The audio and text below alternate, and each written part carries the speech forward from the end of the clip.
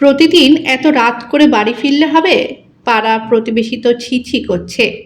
কথাটা বেশ কড়া গলাতেই বলে উঠলেন মিনতি দেবী। সারাদিনের ক্লান্ত শরীর নিয়ে দরজার সামনে দাঁড়িয়েছিল পিয়ালি। কাঁধে ব্যাগ, মুখে অবসাদের ছাপ, তবুও নিজেকে সামলে শান্ত গলায় বলল, মা, কে কি বলছে সেটা নিয়ে ভেবে আমার কোনো লাভ নেই। আমি যে কাজটা করি সেখানে প্রতিদিন 9:30টার আগে ছুটি হয় না। তারপর এতটা রাস্তা, ট্রেন লেট থাকলে কোনো কোনো দিন 10:30টাও বেজে যায়। আপনার ছেলে চলে যাওয়ার পর তো কেউ কোনোদিন এসে জিজ্ঞেস করেনি আমাদের সংসার কিভাবে চলছে, দুটো ছোট বাচ্চাকে নিয়ে কিভাবে বেঁচে আছি। কেউ কি একদিনও খোঁজ নিয়েছে? তখন তো কেউ পাশে দাঁড়ায়নি। তাই আজ কে কি বলল তাতে আমার কিছু যায় আসে না। মিনতি দেবীর মুখ আরো গম্ভীর হয়ে গেল। তা যায় আসবে কেন? ছেলেটা তো চলে গেছে, এখন তো তোমার ভালোই সুযোগ হয়েছে। কথাটা যেন ছুরির মতো বিঁধল পিয়ালির বুকে। সে চোখ তুলে তাকিয়ে ধীর গলায় বলল, মা, কথাগুলো একটু ভেবে বলবেন। একজন মানুষকে না জেনে এভাবে অপমান করবেন না। এর বেশি আর কিছু না বলে সে নিজের ঘরের দিকে চলে গেল। ঘরে ঢুকতেই দেখল 4 বছরের বিল্টু গভীর ঘুমে, আর 7 বছরের তিন্নি মায়ের পায়ের শব্দ শুনেই উঠে বসেছে। মা, তুমি চলে এসেছো? পিয়ালি হেসে বলল, হ্যাঁ মা, চলে এসেছি। তিন্নি মায়ের গলা জড়িয়ে ধরে বলল, মা, তুমি না আসা পর্যন্ত আমার ঘুমই আসে না। তুমি এলে তবেই আমি নিশ্চিন্তে ঘুমোতে পারি। মেয়েটার নিষ্পাপ কথায় পিয়ালির চোখ ভিজে উঠল জলে। মনে মনে ভাবল, মাত্র 7 বছরের একটা মেয়ে কতটা বুঝতে শিখেছে, অথচ 60 বছরের একজন মানুষ আজও আমাকে বুঝতে পারলেন না। মুখ ধুয়ে এসে বিছানায় বসতেই শরীরটা যেন আর সায় দিল না। এত ক্লান্তি, এত অপমান, কিছুই আর সহ্য হচ্ছিল না। খাবারের থালার দিকেও তাকালো না সে। কিছুক্ষণ পর তিন্নি আবার উঠে এসে বলল, মা, তুমি কিছু খাওনি? পিয়ালি মেয়েকে মিথ্যে বলল, আমি অফিসেই খেয়ে নিয়েছি মা, তুমি ঘুমিয়ে পড়ো। তিন্নি বিশ্বাস করে আবার শুয়ে পড়ল। কিন্তু পিয়ালির চোখে তখন শুধু জল। বাড়িতে ঢুকেই এত অপমান সহ্য করার পর তার আর খাবার গলায় নামছিল না। জানলার বাইরে বৃষ্টির শব্দ শুনতে শুনতে তার মনে পড়ে গেল 2 বছর আগের দিনগুলোর কথা। তখন সংসারটা মোটামুটি ভালোই চলছিল। স্বামী অমিত, 2 সন্তান আর শাশুড়িকে নিয়ে ছোট্ট সুখের সংসার। তবে সেই সংসারে একটা বড় অশান্তি ছিল, অমিতের মদের নেশা। বিয়ের পরই পিয়ালি জানতে পেরেছিল অমিত বহুদিন ধরেই নেশায় আসক্ত। সে অনেক বুঝিয়েছে, ডাক্তার দেখিয়েছে, কেঁদেছে, রাগ করেছে, কিন্তু কিছুতেই অমিত নেশা ছাড়তে পারেনি। শেষ পর্যন্ত সেই নেশাই তার জীবন কেড়ে নিল। অমিত চলে যাওয়ার পর মুহূর্তের মধ্যে ভেঙে পড়েছিল সংসার। ছোট্ট বিল্টু তখন সবে বছর 2-এর, আর তিন্নিও তখন ছোট। তাদের নিয়ে কিভাবে বাঁচবে সেই প্রশ্নই তখন সবচেয়ে বড় হয়ে দাঁড়িয়েছিল। সেই কঠিন সময় পাশে দাঁড়িয়েছিল পিয়ালির নিজের পরিবার। তার মা প্রতিদিন এসে নাতি নাতনিদের খাইয়ে দিতেন, স্নান করিয়ে দিতেন। ভাইয়ের স্ত্রী মাঝে মধ্যে দুটো বাচ্চাকে নিজের বাড়িতে নিয়ে গিয়ে রাখত, যাতে পিয়ালি নিশ্চিন্তে কাজে যেতে পারে। পিয়ালির ভাই তাকে একটি নার্সিংহোমের রিসেপশনের চাকরি জোগাড় করে দিয়েছিল। সকালে বেরিয়ে রাত করে ফিরতে হতো। রিসেপশনের কাজ যারা করেন তারাই জানেন, ডিউটি শেষ হতে অনেক রাত হয়। তারপর যদি বাড়ি দূরে হয়, ট্রেন লেট থাকে, তাহলে 10টা 10:30 বাজা অস্বাভাবিক নয়। কিন্তু সমাজ এসব বোঝে না। তাদের চোখে একজন অল্প বয়সী বিধবা রাত করে বাড়ি ফিরছে, এটুকুই যথেষ্ট। ধীরে ধীরে সেই সন্দেহের ছায়া মিনতি দেবীর মনেও ঢুকে পড়ল। পাড়ার মানুষের কথাকেই তিনি সত্যি বলে বিশ্বাস করতে শুরু করলেন। পিয়ালি অনেকবার বোঝাতে চেয়েছে, কিন্তু প্রতিবারই উত্তর এসেছে অপমানের ভাষায়। তবু সংসারের কথা ভেবে সবকিছু চুপচাপ সহ্য করে গেছে সে। কয়েকদিন পরের ঘটনা। সকাল থেকেই আকাশ কালো, মুষলধারে বৃষ্টি পড়ছে। আজও পিয়ালিকে কাজে যেতেই হবে। বেরোনোর আগে রান্না, বাচ্চাদের খাবার, শাশুড়ির ওষুধ সব গুছিয়ে দিয়ে ব্যাগটা কাঁধে তুলল। ঠিক তখনই মিনতি দেবী ডাকলেন, পিয়ালি, খুব ইলিশ মাছ খেতে ইচ্ছে করছে, পারলে একদিন নিয়ে আসিস তো। পিয়ালি হেসে মাথা নাড়ল। আচ্ছা মা, চেষ্টা করব। বাড়ি থেকে বেরিয়ে হাঁটতে হাঁটতে মনে মনে ভাবল, যত কষ্টই হোক এই মাসে একটু টাকা বাঁচিয়ে একদিন ইলিশ মাছ কিনে আনবো। মানুষটা যতই আমাকে কষ্ট দিক, উনি তো বয়স্ক, ইচ্ছে হয়েছে যখন খাওয়ানোর চেষ্টা করব। কিছুটা এগোতেই রাস্তার ধারে দাঁড়িয়ে থাকা দুই প্রতিবেশী মহিলা তাকে দেখে মুচকি হেসে ফিসফিস করতে লাগলো। তারপর ইচ্ছে করেই একটু জোরে বলল, দেখেছিস, স্বামী মারা যেতে না যেতেই কি ডানা গজিয়েছে। রোজ রাত করে ফেরে, কে জানে কি কাজ করে। এরকম কথা পিয়ালি আগেও বহুবার শুনেছে, প্রতিবার চুপ করে চলে গেছে, কিন্তু আজ আর পারল না। সে ঘুরে দাঁড়িয়ে দৃঢ় গলায় বলল, মুখ সামলে কথা বলবেন। 2 বছরে আমাদের সংসারে কত অভাব গেছে জানেন? আমার বাচ্চারা সারাদিন কিভাবে থাকে জানেন? 12 ঘন্টা ডিউটি করে সংসার চালাতে হয়, তখন তো আপনাদের কাউকে সাহায্য করতে দেখিনি। একটু থেমে চোখের জল চেপে আবার বলল, স্বামী মারা গেছে বলেই কি একটা মেয়ের চরিত্র নিয়ে যা খুশি বলা যায়? কষ্ট করে উপার্জন করাটাও কি আজ অপরাধ? দুই মহিলা আর কোনো উত্তর দিতে পারল না, মুখ ঘুরিয়ে সেখান থেকে চলে গেল। পিয়ালি দীর্ঘশ্বাস ফেলল। তার মনে হলো, কিছু মানুষ সত্য জানতেও চায় না, তারা শুধু বিচার করতে ভালোবাসে। ছাতাটা শক্ত করে ধরে সে আবার নিজের কর্মস্থলের দিকে হাঁটতে শুরু করলো। সেদিন সন্ধ্যাবেলায় পিয়ালি অনেক চেষ্টা করেই অফিস থেকে একটু তাড়াতাড়ি বেরিয়েছিল। সকালবেলা কাজে বেরোনোর সময় দেখেছিল ছেলে বিল্টুর গায়ে বেশ জ্বর। ওষুধ খাইয়ে শাশুড়ি মা আর তিন্নির কাছে রেখে গেলেও সারাদিন তার মনটা অস্থির হয়েছিল। কাজের মাঝেও বারবার ছেলের মুখটাই চোখের সামনে ভেসে উঠছিল। অবশেষে সব কাজ শেষ করে সে মালিকের কাছে গিয়ে বলল, স্যার, আজ যদি একটু আগে বেরোতে দিতেন, আমার ছোট ছেলেটার খুব জ্বর। মালিকও পরিস্থিতি বুঝে অনুমতি দিয়ে দিলেন। নার্সিংহোম থেকে বেরিয়ে স্টেশনের দিকে হাঁটতে হাঁটতে হঠাৎ পিয়ালির মনে পড়ল, কয়েকদিন আগে শাশুড়িমা বলেছিলেন তার ইলিশ মাছ খেতে খুব ইচ্ছে করছে। সে মনে মনে ভাবল, সংসারে যতই টানাটানি থাকুক, বয়স্ক মানুষটার ইচ্ছেটা যদি একদিন পূরণ করতে পারি তাতেই ভালো লাগবে। স্টেশন থেকে নেমে বাড়ির কাছের বাজারে ঢুকে অনেক হিসেব করে ছোট একটি ইলিশ মাছ কিনল। তারপর খিচুড়ির জন্য চাল, ডাল আর কিছু সবজিও নিল। মনে মনে ভাবল, বিল্টুর জ্বর, আজ খিচুড়ি করলে ওরও খেতে ভালো লাগবে। বাজারের ব্যাগ হাতে দ্রুত বাড়ি ফিরল সে। ঘরে ঢুকেই দেখল বিল্টুর গায়ে তখনও জ্বর।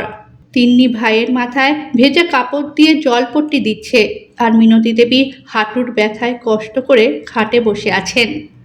দৃশ্যটা দেখে পিয়ালির বুকটা মোচড় দিয়ে উঠল। তাড়াতাড়ি কাপড় বদলে এসে ছেলেকে ওষুধ খাইয়ে দিল। তারপর এক মুহূর্ত দেরি না করে রান্নাঘরে ঢুকে গেল। অল্প সময়ের মধ্যেই খিচুড়ি বসিয়ে দিল।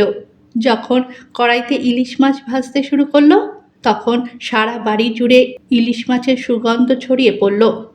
গন্ধ পেয়ে মিনতি দেবী ধীরে ধীরে রান্নাঘরের দরজায় এসে দাঁড়ালেন। কিছুটা অবাক হয়ে বললেন, বৌমা, তুমি সত্যিই ইলিশ মাছ এনেছ?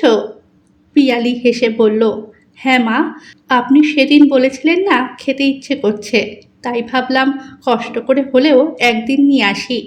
আর বিল্টুর জন্য খিচুড়িও বসিয়েছি, জ্বরের মুখে ভালো লাগবে। মিনতি দেবী কিছুক্ষণ চুপচাপ পিয়ালির মুখের দিকে তাকিয়ে রইলেন। সেই চোখে যেন এক মুহূর্তের জন্য মায়া ফুটে উঠেছিল। পিয়ালি মনে মনে ভাবল, মানুষটা আসলে খারাপ নন, কিন্তু কেন যে বারবার অন্যের কথায় আমাকে ভুল বোঝেন সেটাই বুঝতে পারি না। উনি তো জানেন এই সংসারটা টিকিয়ে রাখতে আমি কতটা পরিশ্রম করি। হয়তো সমাজের মানুষ যা বলে সেটাই বিশ্বাস করে ফেলেন। নিজের মনকে শক্ত করে আবার রান্নায় মন দিল সে। কিছুক্ষণ পর রান্না শেষ হলে প্রথমেই একটি থালায় খিচুড়ি আর ইলিশ মাছ তুলে শাশুড়ি মায়ের ঘরে গিয়ে বলল, মা, গরম আছে, একটু ঠান্ডা হলে খেয়ে নেবেন। তারপর বিল্টুর কাছে গিয়ে ধীরে ধীরে খিচুড়ি খাইয়ে দিল। তিন্নিও মায়ের হাত থেকে খেয়ে খুব খুশি হলো। সেই রাতে অনেকদিন পর পিয়ালির মনে হলো হয়তো সব কিছু একদিন ঠিক হয়ে যাবে। কিন্তু পরের দিন সকালেই আবার নতুন ঝড় নেমে এলো। সকালে দরজায় জোরে জোরে ধাক্কার শব্দ শুনে পিয়ালি বাইরে বেরিয়ে এলো। দেখল অমিতের কাছে টাকা ধার দেওয়া দুই ব্যক্তি দাঁড়িয়ে আছেন। একজন কড়া গলায় বললেন, বেশ তো, সংসার ভালোই চলছে, শুনলাম আবার ইলিশ মাছও খাওয়া হচ্ছে, তাহলে আমাদের টাকা দিতে এত অসুবিধা কোথায়? পিয়ালি শান্তভাবে বলল, দাদা, আমি কি টাকা দিচ্ছি না? প্রতি মাসেই সামর্থ্য অনুযায়ী একটু একটু করে শোধ করছি। একসঙ্গে পুরো টাকা দেওয়া আমার পক্ষে সম্ভব নয়। আর 4-5 মাস সময় দিন, সবটা দিয়ে দেব। লোকটি ঠোঁট পাকিয়ে বলল, সময়? তোমাদের প্রতিবেশী শ্যামলিদি তো বলল আজকাল তোমাদের বাড়িতে ইলিশ মাছও উঠছে। আজকের বাজারে ইলিশ কিনতে পারলে আমাদের পাওনা শোধ করতে পারবে না কেন? কথাটা শুনে পিয়ালি সব বুঝে গেল। আবার সেই প্রতিবেশীদের নোংরা মানসিকতা। সে শান্ত গলায় বলল, বাড়ির বয়স্ক মানুষটার খুব খেতে ইচ্ছে করেছিল, অনেক কষ্ট করে একদিনের জন্য নিয়ে এসেছি। মানুষের ছোট্ট একটা ইচ্ছা পূরণ করাও কি অপরাধ? আপনাদের টাকা আমি দেবই, শুধু একটু সময় দিন। লোক দুটি আর কিছু না বলে চলে গেল, কিন্তু তাদের চলে যাওয়ার পর পিয়ালি অনেকক্ষণ দরজার সামনে দাঁড়িয়ে রইল। আজ তার বুকের ভেতরটা হঠাৎ খুব ভারী হয়ে উঠল। সে বুঝতে পারল এই পাড়ায় থাকলে শুধু প্রতিবেশীদের অপমানই নয়, একদিন হয়তো তার সন্তানদেরও এসব কথা শুনতে হবে। সেদিনই সে মনে মনে একটি কঠিন সিদ্ধান্ত নিল, এই বাড়ি, এই পাড়া সব ছেড়ে অন্য কোথাও চলে যেতে হবে। কিন্তু যাবে কোথায়? সঙ্গে আছে বৃদ্ধা শাশুড়ি মা, 7 বছরের তিন্নি আর 4 বছরের বিল্টু। একজন বিধবা মেয়ের পক্ষে নতুন করে মাথা গোঁজার ঠাঁই খুঁজে পাওয়া কি এত সহজ? পিয়ালি জানত না সামনে তার জন্য অপেক্ষা করছে আরও বড় এক পরীক্ষা। আর সেই পরীক্ষাই বদলে দিতে চলেছে তার জীবন, তার শাশুড়ির ভাবনা এবং সমাজের মুখোশের আসল চেহারা। সকালের ঘটনাটার পর থেকে পিয়ালি আর কাউকে কিছু বলল না। চুপচাপ নিজের ঘরে গিয়ে আলমারি খুলে কয়েকটা জামা কাপড় গুছিয়ে রাখতে শুরু করলো। মিনতি দেবী অবাক হয়ে ঘরের দরজায় দাঁড়িয়ে বললেন, বৌমা, এসব কি করছো?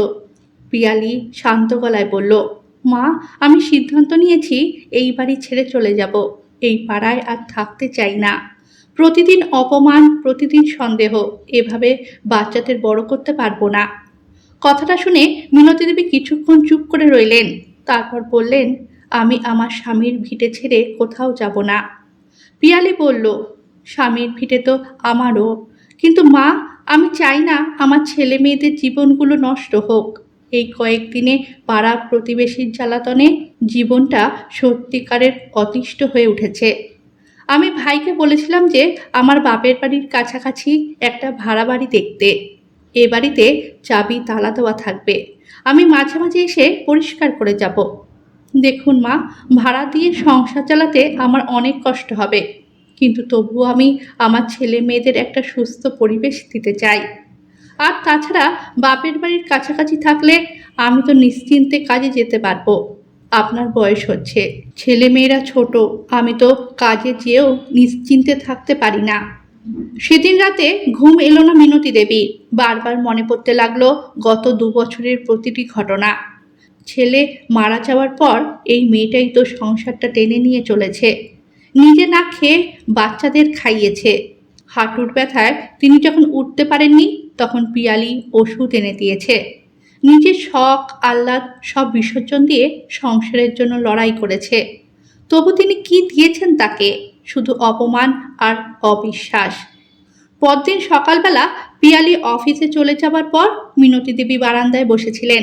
ঠিক তখনই পাশের বাড়ির শ্যামলী আর তার এক বান্ধবী রাস্তা দিয়ে যেতে যেতে কথা বলছিল।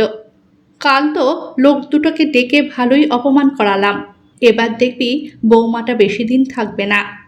অন্যজন হেসে বলল, তুই না বললে ওরা জানতই না ইলিশ মাছ কিনেছে। বিধবা মেয়ে, এত রাত করে ঘোরে, একটু শিক্ষা দেওয়া দরকার। কথাগুলো শুনে মিনতি দেবীর মাথায় যেন বাজ পড়ল।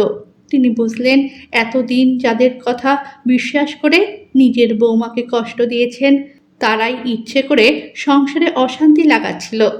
পরের দিন সকালেই নতুন ভাড়া বাড়িতে যাওয়ার দিন। পিয়ালি যখন ব্যাগপত্র সব কিছু দেখে গুছিয়ে নিচ্ছিল, ঠিক তখনই মিনতি দেবী তার সামনে এসে দাঁড়ালেন। কাপা গলায় বললেন, বৌমা, আমাকে ক্ষমা করে দিও। পিয়ালি অবাক হয়ে তাকিয়ে রইল। মিনতি দেবীর চোখ দিয়ে টপ টপ করে জল পড়ছে। আমি খুব বড় ভুল করেছি। অন্যের কথা শুনে তোকে সন্দেহ করেছি।